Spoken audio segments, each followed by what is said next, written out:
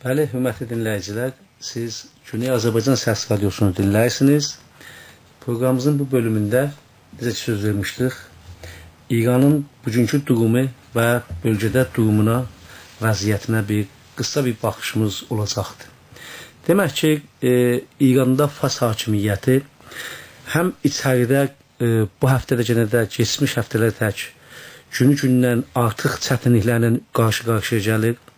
Yəni, bekarçılıq baş götürüb, qalxıb gedib haralara və hər gün xəbərlərdə elə Azərbaycanın dəhşətli xəbərlərindən, Qəzvinindən, Ərdəbilindən, Təbrizindən, Urmusundan fabrikaların bağlanması, işsizlik və onun yanında rejimin iqtisadi fəsadı və demək ki, nə qədər oğurluqlar ki, öz işlərində, bahlar içində elirlər.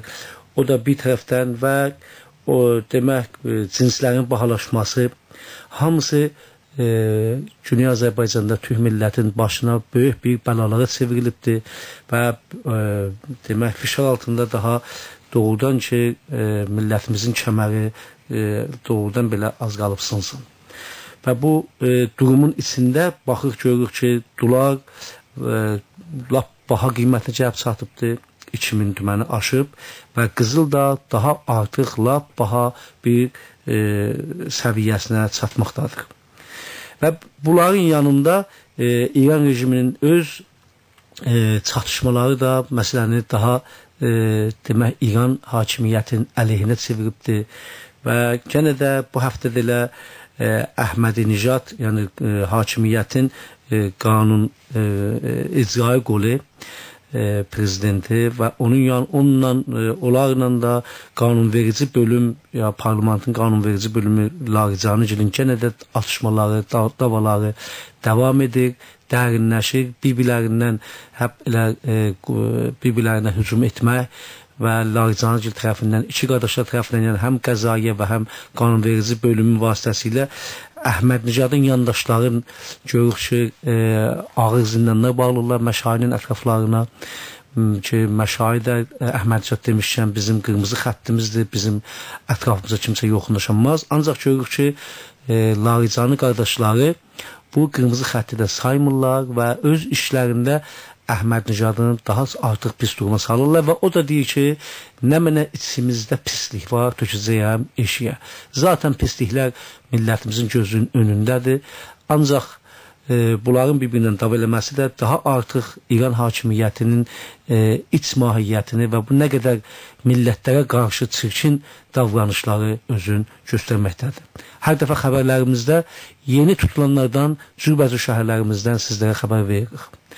Keçən həftədə, yalnız dostlar, keçən həftə, 2 həftə bundan qabaqda ərəblərin 5-inin birdən öldürülməsi də İran hakimiyyəti tərəfindən yenə də göz önündə hamı bunu gördü və İran rejimi heç də demək ki, milli fəallar qabağında yumuşaq gəlmir, öz gələcəyindən çox qorxur. Bu saydığım bu çətinliklərlə yanaşı ən böyük utuzluğu meydanda hələ içəri qalsın bir tərəfə eşikdədir, yəni İranın eşiyində olan hadisələrdir. Necə ki, xəbərlərdə verilmişdik və biz də sizə çatdırmışdıq, iyulinin 1-dən, yəni 3 şumundan öncə Avropa Birliyi birbaşa qərar aldı ki, İrana neft almayacaqdır və beləliklə İranı təhrim etdi. İran ümidin bağlamışdı buna, yəni Fars hakimiyyəti gözün buna tutmuşdu ki, bəlkə Avropa ilə bu fikirlərlə əl çəkdilər və qorxdular ki, qiymət çox bahalaşacaq. Benzinin bahalaşması ilə, beləliklə bu Avropa ilə biraz yumuşaq gəlib. Heç olmasa İtaliya, İspaniya və Yunan tək ölkələrin ki, iqtisadi durumuna yaxşı deyil, bunlara icazə veriləcək ki, İrandan neft alsınlar. Ancaq gördük ki, Avropa təslimində möhkəm durdu və Avropa Birliyinin Xarici İşlər Nazirlikləri birlikdə hamısı dediklərini əməl etdilər və öz çətinliklərinin neftin boşsuzluğunun yerin elə İranın birinci müttəfiq olan Rusiyyədən təmin etdilər. Rusiyyə və Ərəbistan bu boşluğu doldurdu və beləliklə gördük ki, Avropada heç benzin də bahalaşmadı və heç bir çətinlik də gəlmədi. Ancaq gənə utuzan Fars hakimiyyəti oldu İranda. Demək ki, 2 milyon yarım hududunda ki, gündə neft yayılır, verilir eşiyə. Onun 500 min boşqası təhrimə getdi və belə hesab olunur ki, İran 30% azı nəfti az satılacaqdır. Və bu da İran üçün böyük bir təhlükə deməkdir. Niyə? Bir tərəfdən bahalıq, bir tərəfdən təhrim olunubdur. Bahilə vasitəsilə pul göndərə bilmir o yana və bir tərəfdən də ki, Amerika kimsə İrana əsası bir cins vermək istəyəndə onu mücazat edir və onun yanında bu nəft də ki, İranın boğazıdır. Əlbəttə, hamımız yaxşı bilirsiniz ki, nəft də kimin nəftidir?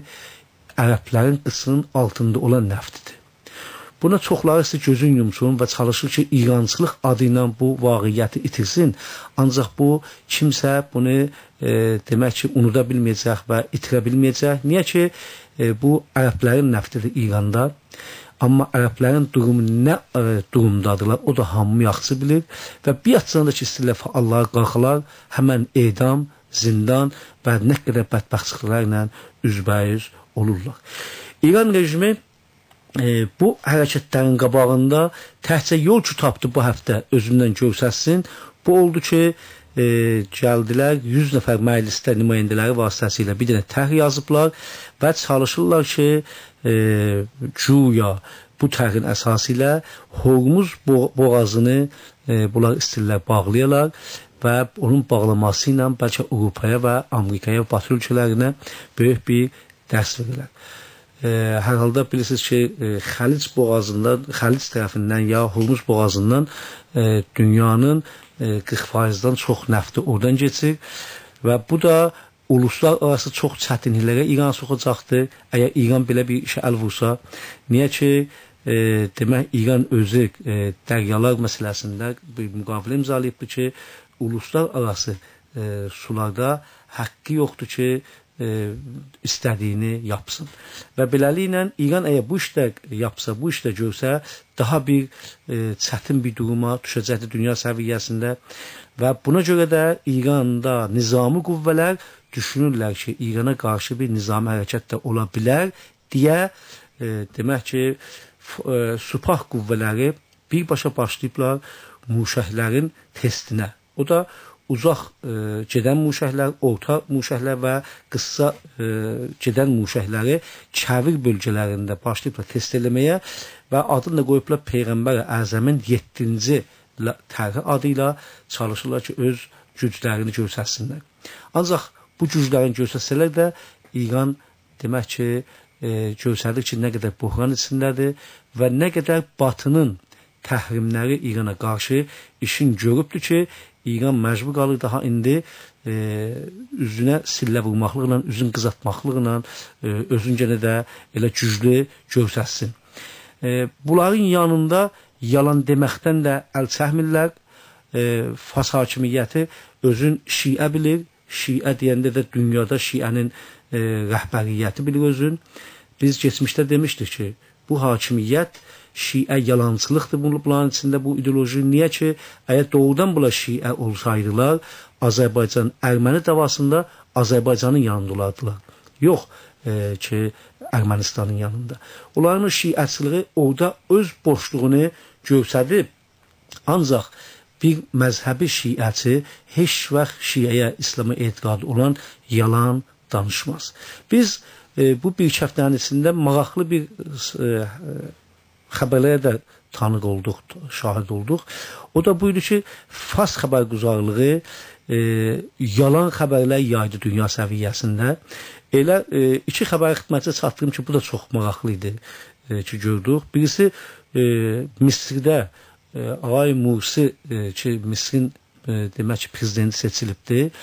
Və bilirsiniz ki, qardaşlar Əxval-ı Müslimindən ya Qardaşlar Partiyasındandır. Və bu məzhəbi bir, hələ sünnilərin demək, məzhəbi bir qanadıdır. Ağay Mursi açıq Ərəbistan yönəlik ya o bölgədən olduğu, o bölgəyə çox özün bağlı və İrana qarşı olduğu halda İranın Fars xəbərnigarlığı belə bir şey yaydı ki, güya ağay Mursi ilə müsahibə edib və müsahibədə ağay Mursi deyibdi ki, mən elə İranla işləmi çox yoxun qabağa aparacağam və bu müsahibəni də həmən ağay Mursi tərəfindən yalanladı ki, belə bir müsahibə olunmayıb, bunlar hamısı yalandır. Bu yalanın yanında bir ayrı yalan da İran rejimi yaymışdı geçmişdə ki, güya Çin, Rusiya və Suriyə ilə İran bircə Suriyədə demək ortaq bir dənə nizami işbirliyi görürlər. Və həmən bu yayılandan sonra yenə də Çin, Rusiya həmən bunu yalanlatdılar ki, yox, belə bir şey yoxdur və bu xəbər yalandır. Yəni demək ki, İran Fars hakimiyyəti yalan və uydurma xəbərlərlə çalışır ki, dünyada özünü güclü göstərsin. İçəridə nizami bir hərəkətlərlə çalışır ki, özünün keçmişlərdəkin güclü göstərsin və öz için saxlamaq üçün də edam və tutuqlamalardan başqa bir silah əlində yoxdur. Amma bunlar nə qədər davam edəcək, çox da bunun gələcəyi işıq deyil.